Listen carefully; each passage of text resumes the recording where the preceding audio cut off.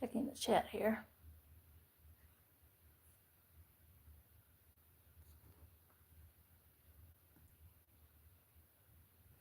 Okay. So, this is going to be the reading of Midnight Sun, Chapter 9.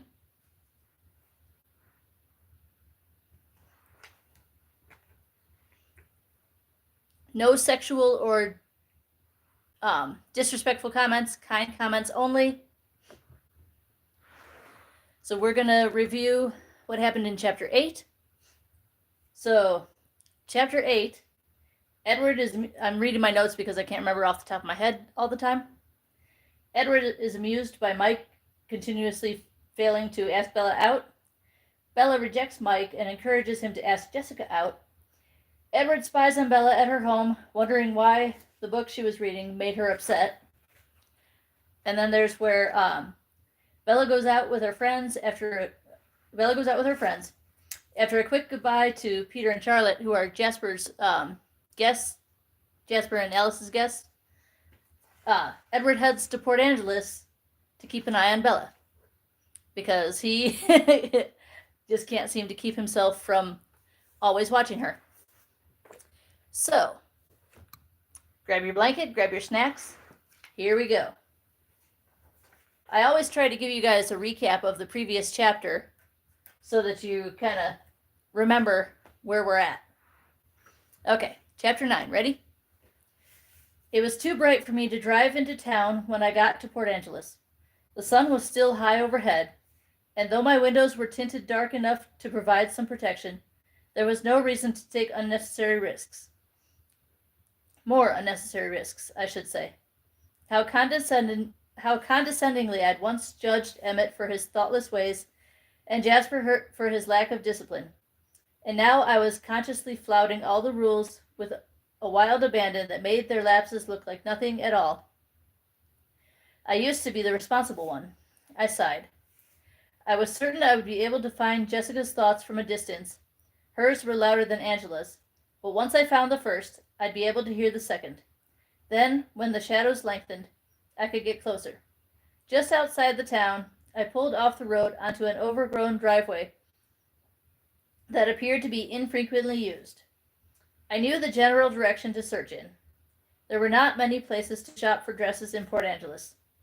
Sounds like a small town. Hi, how's it going? Kind comments only, nothing weird or sexual. Let's see, where are we going? It wasn't long before I found Jessica spinning in front of a three-way mirror, and I could see Bella in her peripheral vision, appraising the long black dress she wore. Bella still looks pissed. Haha. Angela was right. Tyler was full of it. I can't believe she's so upset about it, though. At least she knows she has a backup date for the prom. What if Mike doesn't have fun at the dance and doesn't ask me out again? What if he asks Bella to the prom? Does he think she's prettier than me? Does she think she's prettier than me? I think I like the blue one better. It really brings out your eyes. Jessica smiled at Bella with false warmth while eyeing her suspiciously. Does she really think that? Or does she want me to look like a cow on Saturday? Don't forget to like, subscribe, and hit that bell to get notified. I was already tired of listening to Jessica. I searched close by for Angela. But Angela was in the process of changing dresses, and I skipped quickly out of her head to give her some privacy. Well, there wasn't much trouble Bella could get into in a department store. I'd let them shop and then catch up with them when they were done. It wouldn't be long until dark. The clouds were beginning to return, drifting in from the west. I could only catch glimpses of them through the thick trees, but I could see how they would hurry the sunset. I welcomed them, craved them more than I had ever yearned for their shadows before. Tomorrow I could sit beside Bella in school again, monopolize her attention at lunch. I could ask her all the questions I'd been saving up. So she was furious about Tyler's presumption. I'd seen that in his head, that he'd meant it literally when he'd spoken of the prom, that he was staking a claim. I pictured her expression from that other afternoon, the outraged disbelief, and laughed. I wondered what she would say to him about this. Or perhaps she was more likely to pretend ignorance, to bluff and hope it would put him off. It would be interesting to see. The time went slowly while I waited for the shadows to lengthen. I checked in periodically with Jessica. Her mental voice was the easiest to find, but I didn't like to linger there long. I saw the place they were planning to eat. It would be dark by dinner time. Maybe I would coincidentally choose the same restaurant. I touched the phone in my pocket, thinking of inviting Alice out to join me. She would love that, but she would also want to talk to Bella. I wasn't sure if I was ready to have Bella more involved with my world. Wasn't one vampire trouble enough? I checked in routinely with Jessica again. She was thinking about her jewelry, asking Angela's opinion. Maybe I should take the necklace back. I've got one at home that would probably work. Hi, how are you? Don't forget to like, subscribe, hit that bell to be notified, and keep it kind. And I spent more than I was supposed to. My mom was going to freak out. What was I thinking? I don't mind going back to the store. Do you think Bella will be looking for us, though? What was this? Bella wasn't with them? I stared through Jessica's eyes first, then switched to Angela's. They were on the sidewalk in front of a line of shops, just turning back the other way.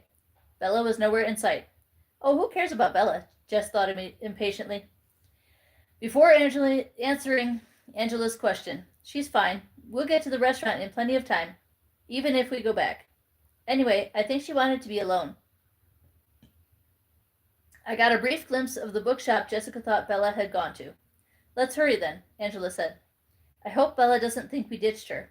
She was so nice to me in the car before, but she seemed kind of blue all day. I wonder if it's because of Edward Cullen? I'll bet that was why she was asking about his family. I should have been paying better attention. What had I missed here? Bella was off wandering by herself, and she'd been asking about me? Angela was paying attention to Jessica now. Jessica was babbling about that imbecile Mike, and I could get nothing more from her. I judged the shadows. The sun would be behind the clouds soon enough. If I stayed on the west side of the road, where the buildings would shade the street from the fading light, I started to feel anxious as I drove through the sparse traffic into the center of town. This wasn't something I had considered. Bella setting off on her own, and I had no idea how to find her. I should have considered it. I knew Port Angeles well. I drove straight to the bookstore in Jessica's head, hoping my search would be short, but doubting it would be so easy. When did Bella ever make it easy? Thank you. I'll try to check the chat periodically, but sometimes I get a little too, into what I'm reading. And sometimes I stumble over the words sometimes, guys, so please forgive me. I'm not used to reading out loud. Where was I? Sure enough, the little shop was empty, except for the anachronistically, that's one of the biggest words that I've read in a while, dressed woman behind the counter. This didn't look like the kind of place Bella would find interesting. Too new age for a practical person. I wondered if she'd even bothered to go inside. There was a patch of shade I could park in. It made a dark pathway right up to the awning of the shop. I really shouldn't. Wandering around in the sunlit hours was not safe. What if a passing car threw the sun's reflection on me at just the wrong moment? Remember, his skin sparkles in the sun. Thank you. Aw, those little hearts. That's cute. I parked and got out, keeping to the side of the deepest shadow. I strode quickly into the store, noting the faint trace of Bella's scent in the air.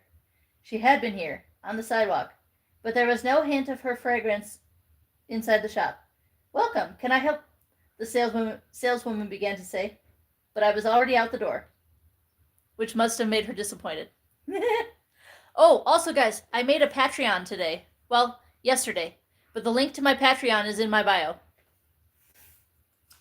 I followed Bella's scent as far as the shade would allow, stopping when I got to the edge of the sunlight. How powerless it made me feel, fenced in by the line between dark and light that stretched across the sidewalk in front of me. I heard a weird noise. Sorry. Let's see, where'd I go? Oh wait, there, I read that already. I could only guess that she'd continued across the street, heading south. There wasn't really much in that direction. Was she lost? Well, that possibility didn't sound entirely out of character. I got back in the car and drove slowly through the trees, looking for her. I stepped out into a few other patches of shadow, but only caught her scent once more, and the direction of it confused me. Where was she trying to go? I drove back and forth between the bookstore and the restaurant a few times, hoping to see her on her way. Jessica and Angela were already there, trying to decide whether to order or to wait for Bella. Jessica was pushing for ordering immediately. I began flitting through the minds of strangers, looking through their eyes. Surely someone must have seen her somewhere. I got more and more anxious the longer she remained missing. I'd not considered before how difficult she might prove to find once, like now, she was out of my sight and off her normal paths. The clouds were massing on the horizon, and in a few more minutes I would be free to track her on foot. It wouldn't take me long then. It was only the sun that made me so helpless now. Just a few more minutes, and then the advantage would be mine again, and it would be the human world that was powerless. Oh, in case you're new here, this is pretty much Twilight. This is actually, well, it is Twilight from Edward's point of view. So, in case anyone was new, it's called Midnight Sun. Another mind and another. So many trivial thoughts. Think the baby has another ear infection. Was it 640 or 604? Late again. I ought to tell him. Aha, here she comes. This is the chapter that Bella almost gets attacked by men. Almost. There at last was her face. Finally, someone had noticed her. The relief lasted only for a fraction of a second. Sometimes I put extra words in when there aren't any. The relief lasted for only a fraction of a second, and then I read more fully the thoughts of the man who was gloating over her face where she hesitated in the shadows. His mind was a stranger to me, and yet not totally unfamiliar. I had once hunted exactly such minds. No! I roared, and a volley of snarls erupted from my throat. My foot shoved the gas pedal to the floor, but where was I going? I knew the general direction his thoughts came from, but the location was not specific enough. There had to be something. A street sign, a storefront, something in his sightline that would give him away. But Bella was deep in shadow, and his eyes were focused only on her frightened expression, enjoying the fear there. Her face was blurred in his mind by the memory of other faces. Bella was not his first victim. Terrible dudes. Terrible dudes. The sound of my growls shook the frame of the car, but did not distract me. There were no windows in the wall behind her. Somewhere industrial, away from the more populated shopping district. My car squealed around a corner, swerving past another vehicle, heading in what I hoped was the right direction. By the time the other driver honked, the sound was far behind me. Look at her shaking, the man chuckled in anticipation. The fear was the draw for him, the part he enjoyed. Stay away from me. Her voice was low and steady, not a scream. Don't be like that, sugar. Ooh, we don't like these kinds of men. He watched her flinch at a rowdy laugh that came from another direction. He was irritated with the noise. Shut up, Jeff, he thought. But he enjoyed the way she cringed. It excited him. He began to imagine her pleased, the way she would beg. Oh, God. The scene plays better in the movie than it. I hadn't realized that there were others with him until I'd heard the loud laughter. I scanned out from him, desperate for something that I could use. He was taking the first step in her direction, flexing his hands. The minds around him were not the cesspool that his was. They were all slightly intoxicated, not one of them realizing how far the man they called Lanny planned to go with this. They were blindly following Lanny's lead. He'd promised them a little fun. One of them glanced down the street, nervous. He didn't want to get caught harassing the girl, and gave me what I needed. I recognized the cross street he stared toward. I flew under a red light, sliding through a space just wide enough between two cars in the moving traffic. Horns blared behind me. My phone vibrated in my pocket. I ignored it. Lanny moved slowly toward the girl, drawing out the suspense, the moment of terror that aroused him. He waited for her to scream, preparing to savor it. But Bella locked her jaw and braced herself. He was surprised. He'd expected her to try to run. Surprised and He liked to chase his prey down, feel the adrenaline of the hunt. Brave, this one. Maybe better, I guess. More fight in her. Ugh, such a thought. I was a block away. The fiend could hear the roar of my engine now, but he paid it no attention, too intent on his victim. I would see how he enjoyed the hunt when he was the prey. I would see what he thought of my style of hunting. In another compartment of my head, I was already sorting through the horrors I'd borne witness to in my vigilante days, searching for the most painful of them. I had never tortured my prey, no matter how much they had deserved it, but this man was different. He would suffer for this. He would writhe in agony. The others would merely die for their part, but this creature named Lanny would beg for death long before I would give him that gift. He was in the road, crossing toward her. I spun sharply around the corner, my headlights washing across the scene and freezing the rest of them in place. Oh, I wish I could do sound effects like Gabriel Iglesias.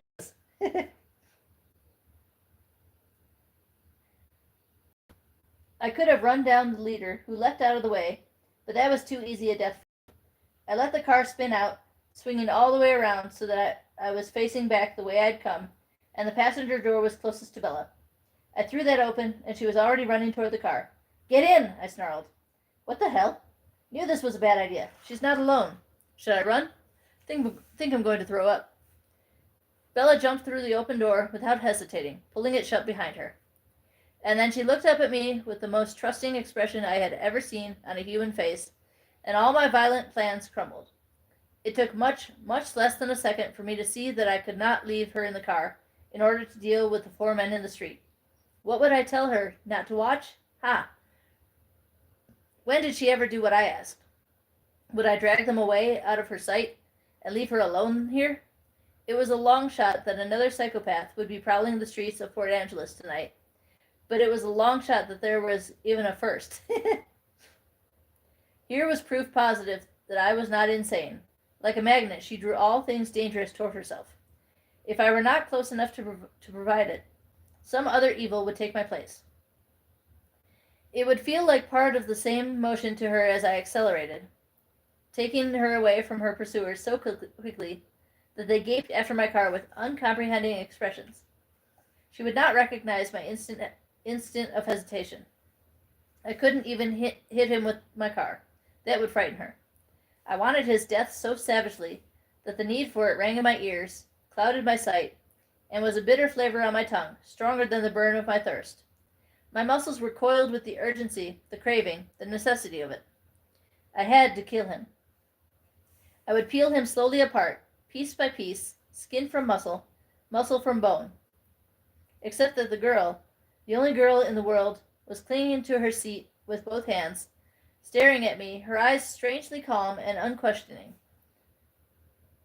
Vengeance would have to wait. Put on your seatbelt, I ordered. My voice was rough with the hate and bloodlust. Not the usual bloodlust. I had long been committed to abstaining from human blood, and I would not let this creature change that. This would be retribution only. She locked the seatbelt into place, jumping slightly at the sound it made. That little noise made her jump. Yet she did not flinch as I tore through the town, ignoring all traffic guides. I could feel her eyes on me. She seemed oddly relaxed. It didn't make sense, not with what had just happened to her. Are you okay? She asked, her voice rough with stress and fear. She wanted to know if I was okay. Was I okay? No, I realized, and my tone seethed with rage. I took her to the same unused drive where I'd spent the afternoon engaged in the poorest surveillance ever kept. It was black now under the trees. I was so furious that my body froze in place there, utterly motionless. My ice-locked hands ached to crush her attacker, to grind him into pieces so mangled that his body could never be identified. But that would entail leaving her here alone, unprotected in the dark night. My mind was replaying scenes from my hunting days, images I wished I could forget, especially now with the urge to kill so much stronger than any hunting compulsion I'd ever felt before. This man, this abomination, was not the worst of his kind, though it was difficult to sort the depths of evil into a merit-based order. Still, I remembered the very worst. There had never been any question that he deserved that title.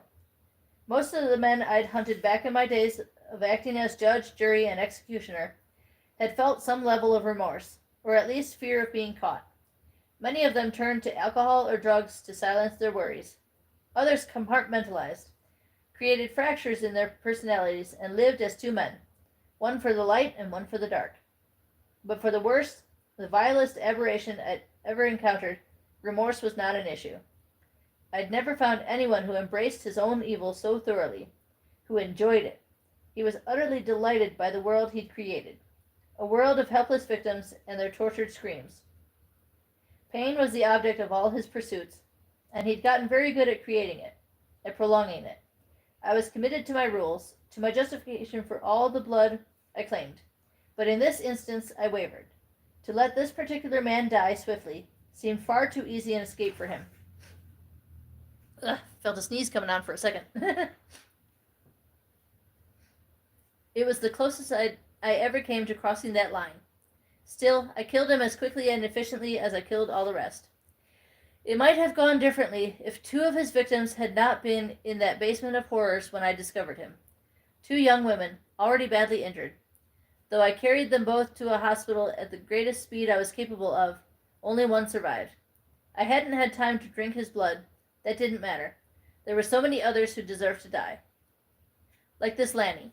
He was an atrocity too, but surely not worse than the one I'd remembered. Why did it feel right then, imperative, that he suffer so much more? But first, Bella, I asked through my teeth. Yes, she responded huskily. She cleared her throat. Are you all right? That was really the most important thing, the first priority. Retribution was secondary. I knew that, but my body was so filled with rage that it was hard to think. Yes, her voice was still thick with fear, no doubt, and so I could not leave her. Even if she wasn't at constant risk for some infuriating reason, some joke the universe was playing on me. Even if I could be sure that she would be perfectly safe in my absence, I could not leave her alone in the dark. She must be so frightened.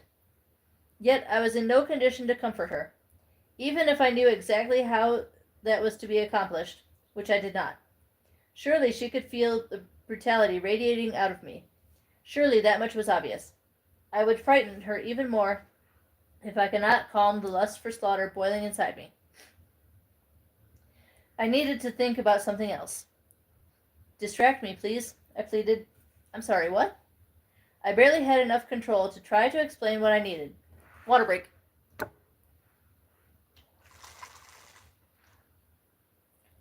How's it going? Be sure to like, subscribe, hit that bell to get notified. I also have a Patreon, link in my bio. Where'd it go? Okay. I couldn't think of how to express it. I picked the closest word I could think of. Prattle about something unimportant until I calmed down. It was a poor word choice, I realized as soon as it was out, but I couldn't find much room to care. Only the fact that she needed me held me inside the car. I could hear the man's thoughts, his disappointment and anger. I knew where to find him. I closed my eyes, wishing that I couldn't see anyway. She hesitated, trying to make sense of my request. I imagined, or perhaps offended. Then she continued. I'm going to run over Tyler Crowley tomorrow before school. She said this like it was a question. Yes, this was what I needed. Of course Bella would come up with something unexpected. As it had been before, the threat of violence coming through her lips was jarring, comical. If I had not been burning with the urge to kill, I would have laughed. Why? I barked out, to force her to speak again. He's telling everyone that he's taking me to prom, she said, her voice filled with outrage. Either he's insane or he's still trying to make up for almost killing me last. Well, you remember it, she inserted dryly. And he thinks prom is somehow the correct way to do this. So I figure if I endanger his life, then we're even, and he can't keep trying to make amends. I don't need enemies, and maybe Lauren would back off if he left me alone. I might have to total his Sentra, though. She went on, thoughtful now. If he doesn't have a ride, he can't take anyone to prom. It was encouraging to see that she sometimes got things wrong. Tyler's persistence had nothing to do with the accident. She didn't seem to understand the appeal she held for the human boys at the high school. Did she not see the appeal she had for me either? She don't, what is it, She don't know she's beautiful. Look up that country song. She don't know she's beautiful, I think. Where does it go? It was working. The baffling processes of her mind were always engrossing. I was beginning to gain control of myself, to see something beyond vengeance and slaughter. I heard about that, I told her. She had stopped talking, and I needed her to continue. You did? She asked incredulously, and then her voice was angrier than before. If he's paralyzed from the neck down, he can't go to the prom either. I wish there was some way I could ask her to continue with the threats of death and bodily harm without sounding insane. She couldn't have picked a better way to calm me. And her words, just sarcasm in her case, hyperbole, were a reminder I dearly needed in this moment. I sighed and opened my eyes. Better? She asked timidly. Not really. No, I was calmer, but not better, because I just realized that I could not kill the fiend named Lanny. The only thing in this moment that I wanted more than to commit a highly justifiable murder was this girl.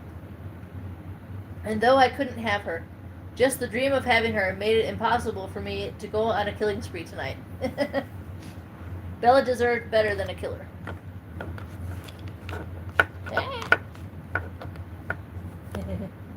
Sorry. Chapstick break.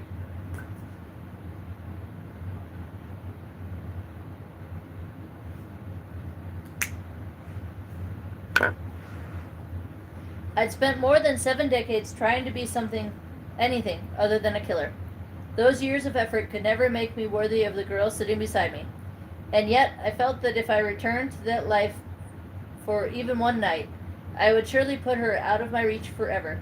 Even if I didn't drink their blood, even if I didn't have that evidence blazing red in my eyes, wouldn't she sense the difference? I was trying to be good enough for her. It was an impossible goal, but I couldn't bear the thought of giving up. What's wrong? She whispered. Her scent filled my nose, and I was reminded why I could not deserve her. After all this, even as much as I loved her, she still made my mouth water.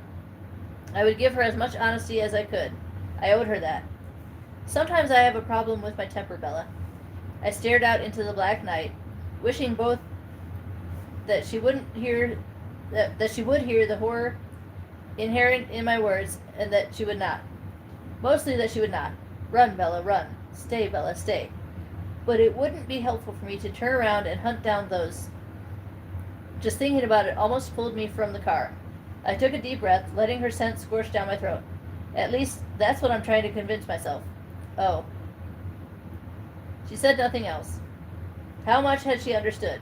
I glanced at her furtively, but her face was unreadable. Blank with shock, perhaps. Well, she wasn't screaming in horror, not yet. The one thing they left out of the book that they put into the movie was in this part of Twilight, the first movie, he tells her that she doesn't know the vile things that these men were thinking. I don't think they put that in this book. But again, this is from Edward's point of view. Jessica and Angela will be worried, she said quietly. Her voice was very calm, and I was not sure how that could be. Was she in shock? Maybe tonight's events hadn't sunk in for her yet. I was supposed to meet them. Did she want to be away from me? Or was she just concerned about her friend's worry? I didn't answer her, but started the car and took her back. The nearer I got to the town, the harder it was to hold on to my purpose. I was just so close to him. If it was impossible, if I could never belong to nor deserve this girl, then where was the sense in letting the man go unpunished? Surely I could allow myself that much. No, I wasn't giving up. Not yet. I wanted her too much to surrender. We were at the restaurant where she was supposed to meet her friends before I'd even begun to make sense of my thoughts. Jessica and Angela were finished eating, and both now truly worried about Bella. They were on their way to search for her, heading off along the dark street. It was not a good night for them to be wandering. How did you know where? Bella's unfinished question interrupted me, and I realized that I had made yet another gaffe. I'd been too distracted to remember to ask her where she was supposed to meet her friends. But instead of finishing the inquiry and pressing the point, Bella just shook her head and half smiled. What did that mean? Well, I didn't have time to puzzle over her strange acceptance of my stranger knowledge. I opened my door. What are you doing? She asked, sounding startled. Not letting you out of my sight. Not allowing myself to be alone tonight. In that order. I'm taking you to dinner. Well, this should be interesting. It seemed like another night entirely when I'd imagined bringing Alice along and pretending to choose the same restaurant as Bella and her friends by accident. And now here I was, practically on a date with the girl. Only it didn't count because I wasn't giving her a chance to say no. She already had her door half open before I'd walked around the car. It wasn't usually so frustrating to have to move at an inconspicuous speed, instead of allowing me to get it for her. I waited for her to join me, getting more anxious as her girlfriends continued toward the dark corner. Go stop Jessica and Angela before I have to track them down too, I ordered quickly. I don't think I could restrain myself if I ran into your other friends again. No, I would not be strong enough for that. She shuddered and then quickly collected herself. She took half a step after them, calling, Jess, Angela, in a loud voice. They turned and she waved her arm over her head to catch their attention. Bella, oh, she's safe, Angela thought with relief. Late much? Jessica grumbled to herself. But she, too, was thankful that Bella wasn't lost or hurt. This made me like her a little more than I had. They hurried back and then stopped, shocked, when they saw me beside her. Jess thought, stunned. No freaking way. Edward Cullen? Did she go away by herself to find him?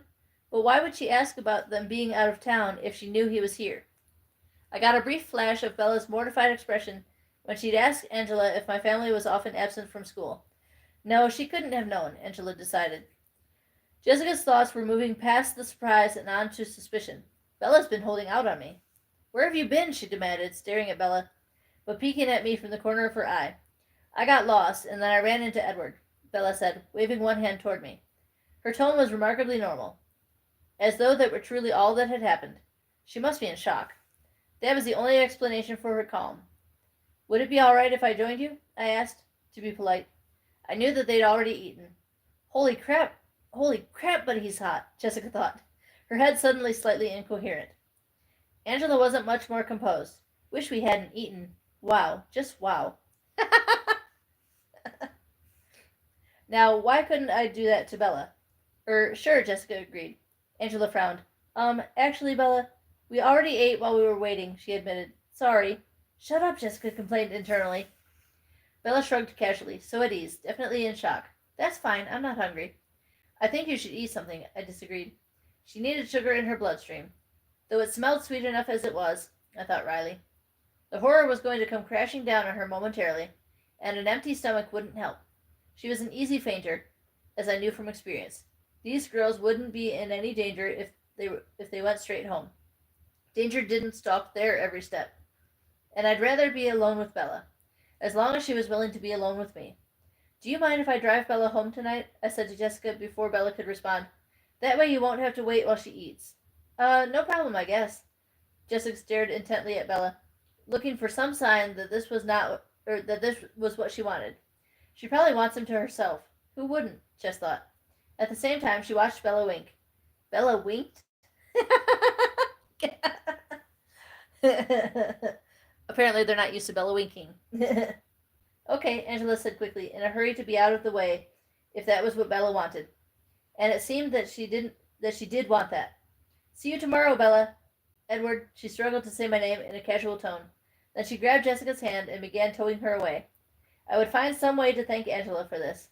Jessica's car was close by in a bright circle of light cast by a street lamp. Bella watched them carefully, a little crease of concern between her eyes until they were in the car, so she must be somewhat aware of the danger she'd been in. Jessica waved as she drove away, and Bella waved back. It wasn't until the car disappeared that she took a deep breath and turned to look up at me. Honestly, I'm not hungry, she said. Why had she waited for them to be gone before speaking? Did she truly want to be alone with me, even now, after witnessing my literal homicidal rage? Whether or not that was the case, she was going to eat something. Humor me, I said. I held the restaurant door open for her and waited. She sighed and walked through. I walked beside her to the podium where the hostess waited. Bella still seemed entirely self-possessed. I wanted to touch her hand, her forehead, to check her temperature, but my cold hand would repulse her, as it had before. Oh my! The hostess's rather loud mental voice intruded into my consciousness. My, oh my. It seemed to be my night to turn heads. Or was I only noticing it more because I wished so much that Bella would see me this way? We were always attractive to our prey. but I'd never thought so much about it before. Usually, unless, as with people like Shelley Cope and Jessica Stanley, there was constant repetition to dull the horror, the fear kicked in fairly quickly after the initial attraction. A table for two? I prompted when the hostess didn't speak. What a voice. Oh, yes. Welcome to La Bella Italia. Please follow me. Her thoughts were preoccupied, calculating. Maybe she's his cousin. She couldn't be his sister. They don't look anything alike. But family, definitely. He can't be with her. Human eyes were clouded. They saw nothing clearly. How could this small-minded woman find my physical lures, snares for prey, so attractive and yet be unable to see the soft perfection of the girl beside me? Well, no need to help her out, just in case. The hostess thought as she led us to a family-sized table in the middle of the most crowded part of the restaurant. Can I give him my number while she's there? She mused. I pulled a bill from my back pocket. People were invariably cooperative when money was involved. Bella was already taking the seat the hostess indicated without objection. I shook my head at her, and she hesitated, cocking her head to one side with curiosity. Yes, she would be very curious tonight. A crowd was not the ideal place for this conversation. Perhaps stumbling a little bit. Perhaps something more private, I requested of the hostess, handing her the money. She started, surprised, and then her hand curled around the tip. Sure. She peeked at the bill while she led us around a dividing wall. $50 for a better table? Rich, too. That makes sense. I bet his jacket cost more than my last paycheck. Damn. Why does he want privacy with her? She offered us a booth in a quiet corner of the restaurant where no one would be able to see us, to see Bella's reactions to whatever I would tell her. I had no clue as to what she would want from me tonight, or what I would give her. How much had she guessed? What explanation of tonight's events had she invented to make sense of it all? How's this? The hostess asked. Perfect, I told her, and feeling slightly annoyed by her resentful attitude toward Bella, smiled widely at her, baring my teeth. Let her see me clearly. Whoa. Your server will be right out. He can't be real.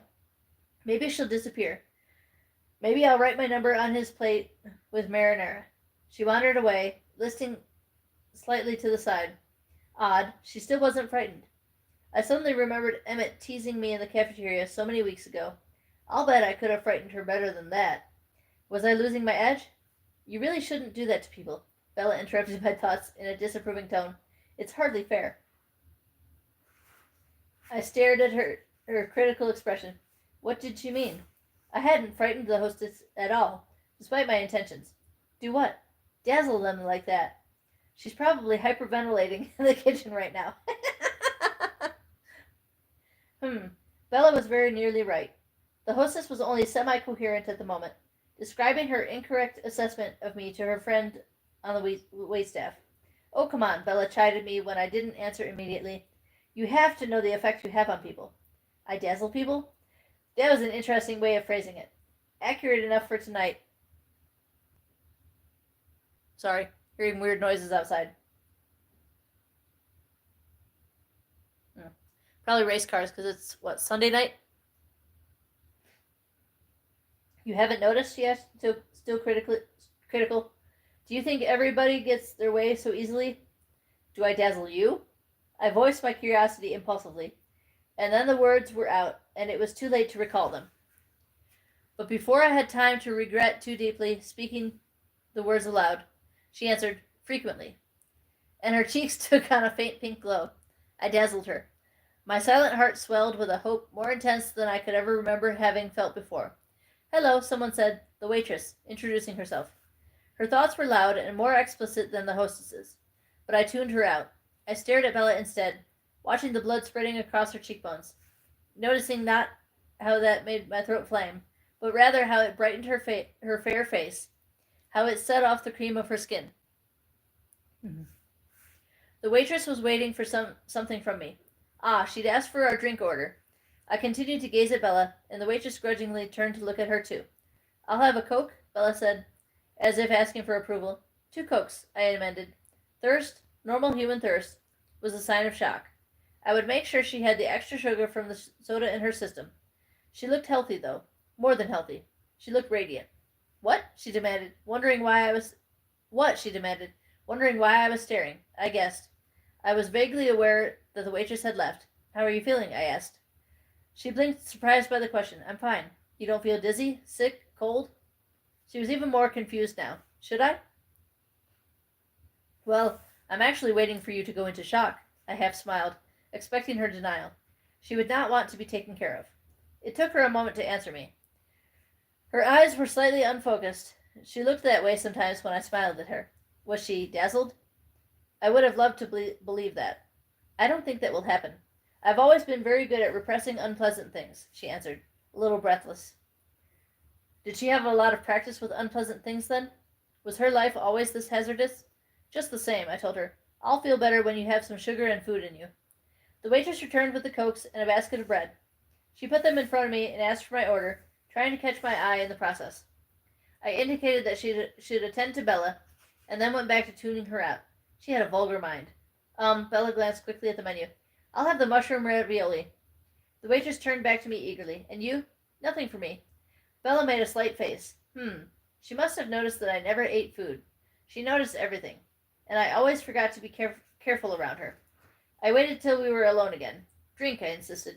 I was surprised when she complied immediately, and without objection. She drank until the glass was entirely empty, so I pushed the second Coke toward her, frowning a little. Thirst or shock? She drank a little more, then shuddered once. Are you cold? It's just the Coke, she said. But she shivered again, her lips trembling slightly, as if her teeth were about to chatter. That's why I don't order ice in my soda, because it makes it too cold.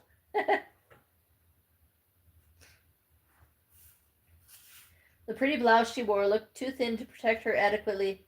It clung to her like a second skin, almost as fragile as the first. Don't you have a jacket? Yes, she looked around herself, a little perplexed. Oh, I left it in Jessica's car. I pulled off my jacket, wishing that the gesture was not marred by my body temperature. It would have been nice to offer her a warm coat. She stared at me, her cheeks flushing again. What was she thinking now?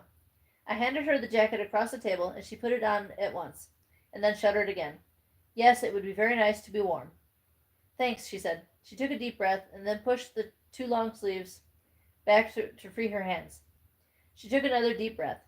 Was the evening finally settling in? Her color was still good. Her skin was cream and roses against the deep blue of her shirt. That color blue looks lovely with your skin, I complimented her, just being honest. She looked well, but there was no point in taking chances. I pushed the basket of bread toward her. Really, she objected, guessing my motives. I'm not going into shock. You should be. A normal person would be. You don't even look shaken. I stared at her, disapproving, wondering why she couldn't be normal, and then wondered whether I really wanted her to be that way. I feel very safe with you, she explained. Her eyes again filled with trust. Trust I didn't deserve. Her instincts were all wrong, backward. That must be the problem. She didn't recognize danger the way a human being should be able to. She had the opposite reaction. Instead of running, she lingered, drawn to what should frighten her.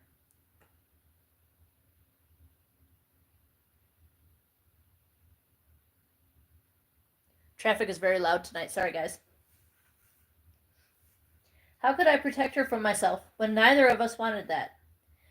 This is more complicated than I'd planned, I murmured.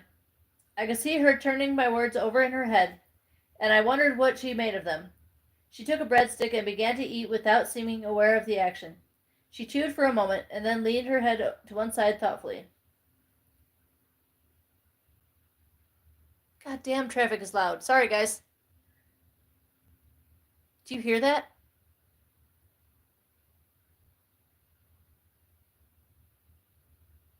I don't know what it is, but it's very distracting. I'm sorry. Okay.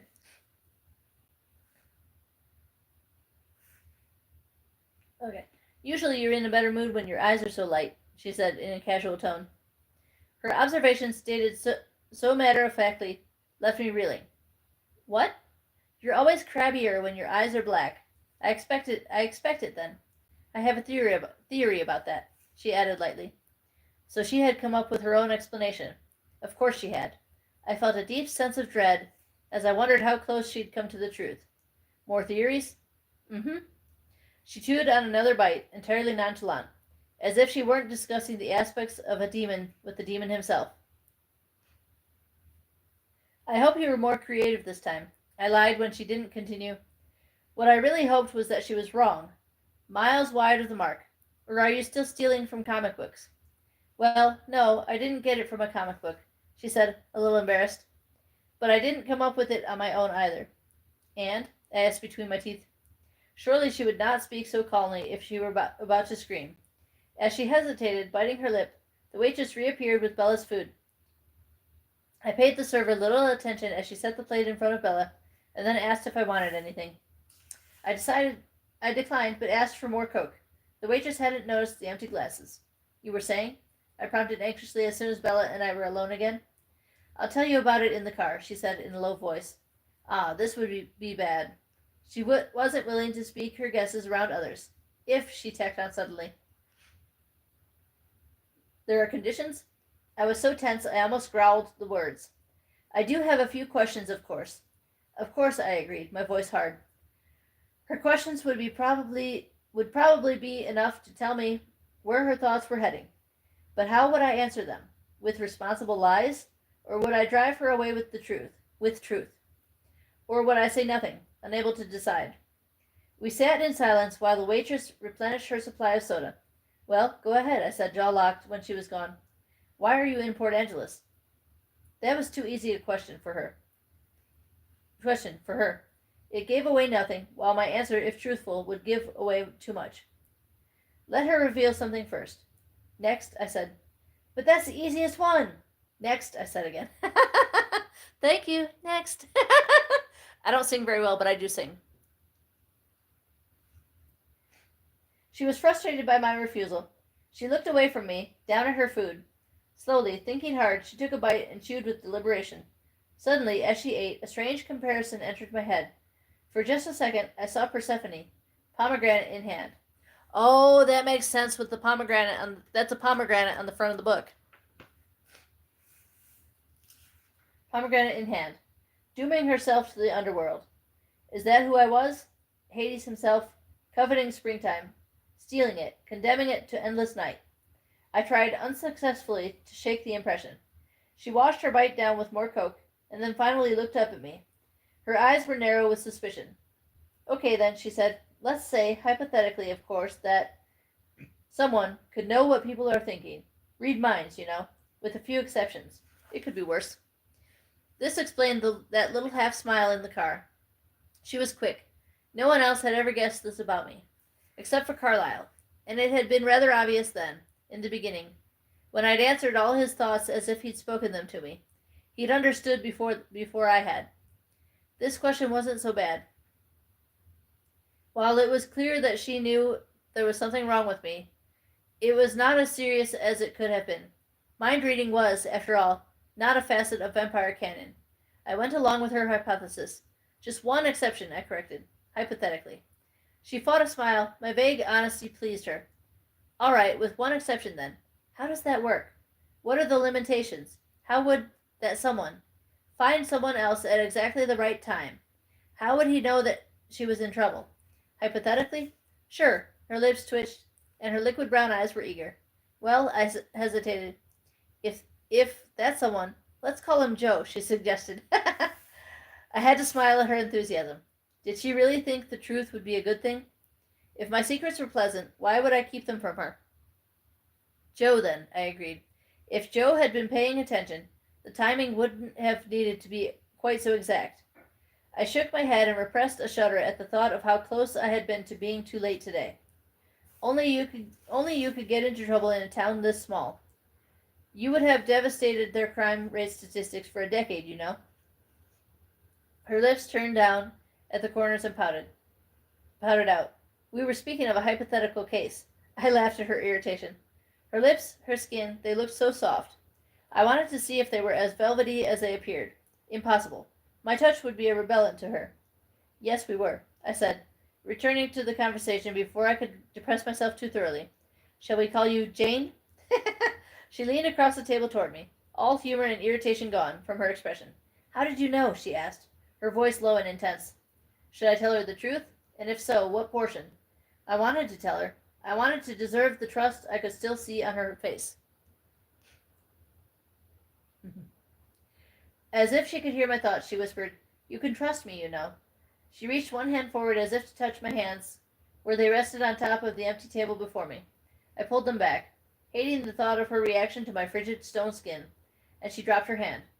I knew that I could trust her with protecting my secrets. She was entirely honorable, good to the core, but I couldn't trust her not to be horrified by them. She should be horrified. The truth was horror. "I don't know if I have a choice anymore," I murmured. I remembered that I'd once teased her by calling her exceptionally unobservant. Offended her. Offended her if I'd been judging her expressions correctly. Well, I could right that one injustice at least. I was wrong. You're much more observant than I gave you credit for. And though she might not realize it, I'd given her plenty of credit already. "I thought you were always right," she said, smiling as she teased me. "I used to be. I used to know what I was doing. I used to be always sure of my course. And now everything was chaos and tumult. Yet I wouldn't trade it. Not if the chaos meant that I could be near Bella. I was wrong about you on one other thing as well," I went on, setting the record straight in a second point. "You're not a magnet for accidents. That's not a broad enough classification. You are a magnet for trouble. If there is anything dangerous within a 10-mile radius, it will invariably find you." Why her? What had she done to deserve any of this? Bella's face turned serious again. "And you put yourself into that category?" Honesty was more important in regard to this question than any other, unequivocally. I still don't know exactly what that means, but I will find out. Her eyes narrowed slightly, not suspicious now, but oddly concerned. Her lips curled into that one specific smile that I had only seen on her face when she was confronted with someone else's pain. She reached her hand across the table again, slowly and deliberately. I pulled my hands an inch away from her, but she ignored that, determined to touch me. I held my breath, not because of her scent now, but because of the sudden, overwhelming tension, fear. My skin would disgust her. She would run away. She brushed her fingertips lightly across the back of my hand. The heat of her gentle, willing touch was like nothing I'd ever felt before. It was almost pure pleasure. And he jizzed in his pants. I'm kidding. I'm kidding. Would have been, except for my fear. I watched her face as she felt the cold stone of my skin, still unable to breathe. Her smile of concern shifted into something wider, something warmer. "Thank you," she said, meeting my stare with an intense gaze of her own. "That's twice now." Her soft fingers lingered against my skin, as if they found it pleasant to be there. I answered her as casually as I was able. "Let's not try for 3, agreed?" She scowled a little at that, but nodded. I pulled my hands out from under hers. As exquisite as her touch felt, I wasn't going to wait for the magic of her tolerance to pass, to turn to revulsion. I hid my hands under the table. I read her eyes, though her mind was silent. I could perceive both trust and wonder there. I realized in that moment that I wanted to answer her questions, not because I owed it to her, not because I wanted her to trust me. I wanted her to know me. "I followed you to Port Angeles," I told her, the words spilling out too quickly for me to edit them. I knew the danger of the truth, the risk I was taking. At any moment, her unnatural calm could shatter into hysterics. Contrarily, knowing this only had me talking faster. Ugh. "I've never tried to keep a specific person alive before, and it's much more troublesome than I would have believed. But that's probably just because it's you. Ordinary people seem to make it through the day without so many catastrophes." I watched her, waiting. She smiled wider again. Her clear, dark eyes seemed deeper than ever. I'd just admitted to stalking her, and she was smiling. "Did you ever think that maybe my number was up that first time with the van, and that you've been interfering with fate?" she asked. "That wasn't the first time," I said, staring down at the dark maroon tablecloth, my shoulders bowed in shame. Barriers down, the truth still spilling free recklessly. "Your number was up the first time I met you." It was true, and it angered me. I had been positioned over her life like the blade of a guillotine, as though it was ordained by fate, just as she said. As if she had been marked for death by that cruel, unjust fate, and, since I'd proved an unwilling tool, it continued to try to execute her. I imagined the fate personified, a grisly, jealous hag, a vengeful harpy. I wanted someone to be responsible for this, so that I would have something concrete to fight against. Anything to destroy, so that Bella could be safe. Bella was very quiet. Her breathing had accelerated. I looked up at her, knowing I would finally see the fear I was waiting for. Had I not just admitted how close I'd been to killing her? Closer than the van that had come within slim inches of crushing the life from her body. And yet her face was still calm. Her eyes still tightened, only with concern. You remember? Yes, she said, her voice level and grave. Her deep eyes were full of awareness. She knew. She knew that I had wanted to murder her. Where were her screams? And yet here you sit, I said, pointing out the inherent contradiction. Yes, here I sit, because of you. Her expression altered, turned curious as she unsubtly changed the subject. Because somehow you knew how to find me today? Hopelessly, I pushed one more time at the barrier that protected her thoughts, desperate to understand. It made no logical sense to me. How could she even care about the rest with that glaring truth on the table? She waited, only curious. Her skin was pale, which was natural for her, but it still concerned me. Her dinner sat nearly untouched in front of her. If I continued to tell her too much, she was going to need a buffer when the shock set in at last. I named my terms. You eat, I'll talk. She processed that for half a second, then threw a bite into her mouth with a speed that belied her calm. She was more anxious for my answer than her eyes let on. It's harder than it should be, keeping track of you, I told her. Usually I can find someone very easily once I've heard their mind before. I watched her face carefully as I said this. Guessing right was one thing. Oh, we're almost at the end, okay. Guessing right was one thing. Having it confirmed was another. She was motionless, her eyes blank. I felt my teeth clenched together as I waited for her panic. But she just blinked once, swallowed loudly, and then quickly scooped up another bite into her mouth, eager for me to continue. I was keeping tabs on Jessica, I went on, watching each word as it sank in. Not carefully, like I said. Only you could find trouble in Port Angeles. I couldn't resist adding that. Was she aware that other human lives were not so plagued with near-death experiences, or did she think the things that happened to her were normal? And at first I didn't notice when you took off on your own. Then, when I realized that you weren't with her anymore, I went looking for you at the bookstore I saw in her head. I could tell that you hadn't gone in, and that you'd gone south, and I knew you would have to turn around soon. So I was just waiting for you, randomly searching through the thoughts of people on the street, to see if anyone had noticed you, so I would know where you were. I had no reason to be worried, but I was strangely anxious. My breath came faster as I remembered the feeling of panic. Her scent blazed in my throat, and I was glad. It was a pain that meant she was alive. As long as I burned, she was safe. I started to drive in circles, still, listening. I hoped the word made sense to her.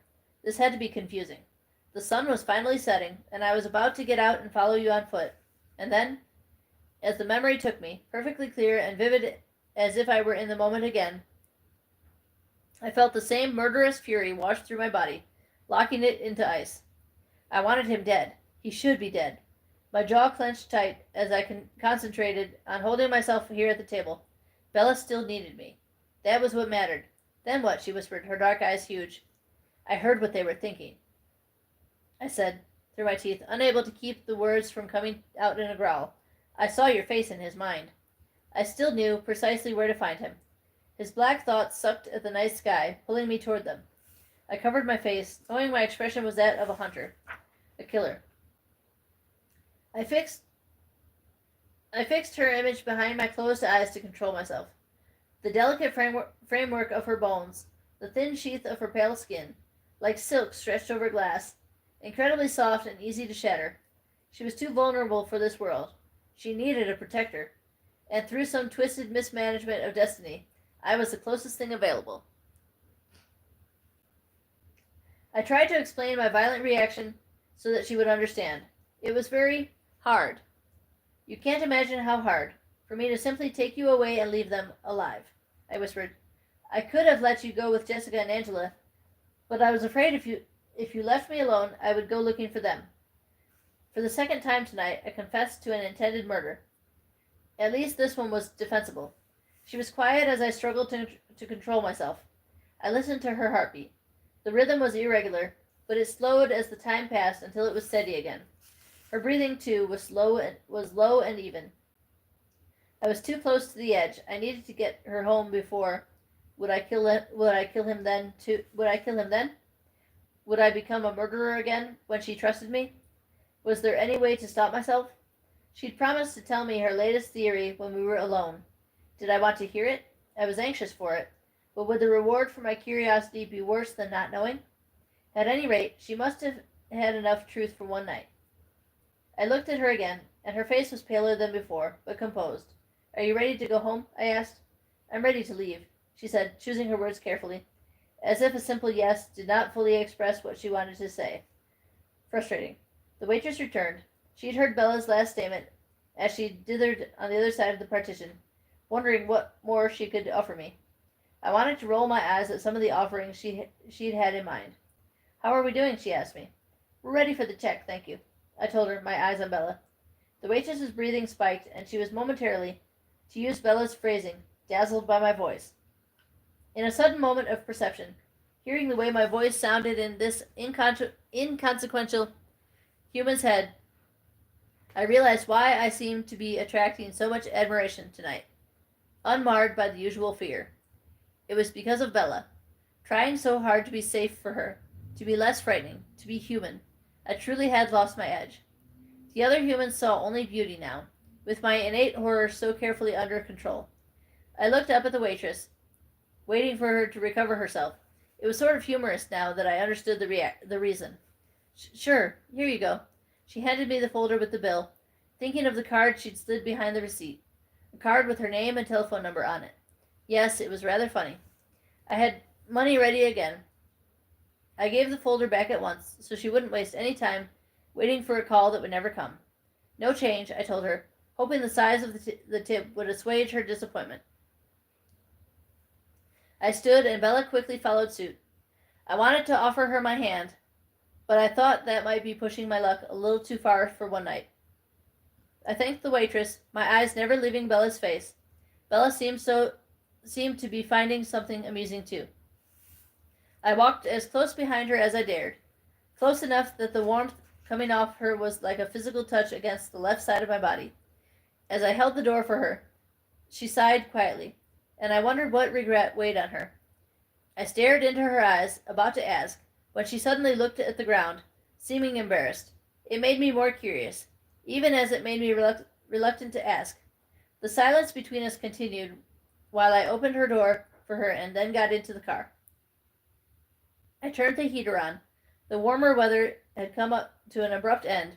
The cold car would be uncomfortable for her. She huddled in my jacket, a small smile on her lips. I waited, postponing the conversation until the lights of the boardwalk faded. It made me feel more alone with her. Was that the right thing? The car seemed very small.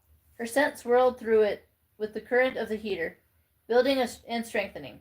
It grew in its own force, like a third entity in the car, a presence that demanded recognition. It had that. I burned. The burning was acceptable, though. It seemed strangely appropriate to me. I had been given so much tonight, more than I'd expected, and here she was, still willingly at my side.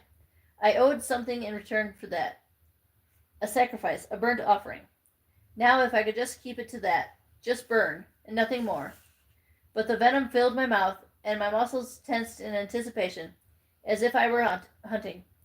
I had to keep such thoughts from my mind, and I knew what would distract me. Now, I said to her, fear of her response taking the edge off the burn, it's your turn. All right, and that's the end of chapter 9. Whew! That was quite a bit to get through. Sorry if I missed any of your comments. Let me check them now. Fishmag. Oh, okay. True Page and Fishmag. Okay. I hope you've liked, subscribed, and hit that bell to get notified. I also have a Patreon. The link is in my bio. I will see you all next time. I love you all. Stay safe, stay healthy, and be kind. I love you.